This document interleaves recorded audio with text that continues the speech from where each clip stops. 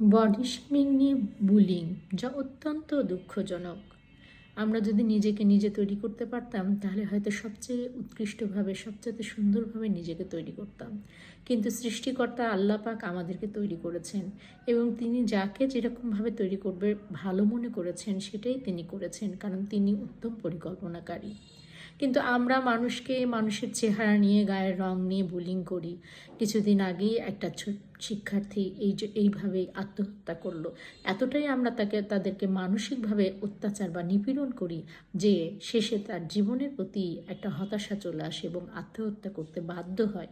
এটা তো আত্মহত্যা বলা যায় না, এটা তাকে মৃত্যুর দিকে এগিয়ে দেওয়া ছাড়া কিছু না। যারা এইভাবে মানুষকে কটাক্ষ করেন বা বুলিং করেন, আমি মনে করি যে তাদের শাস্তি হওয়া উচিত। এবং সবচেয়ে বড় কথা, পরিবার থেকে আপনারা আপনাদের সন্তানদেরকে শিখাবেন যে কারো দৈহিক গঠন বা কারো গায়ের রং নিয়ে যেন কখনো কেউ কাউকে সমালোচনা না করে বা হাসাহাসি ঠাট্টা বিদ্রুপ না করে। এটা অত্যন্ত দুঃখজনক।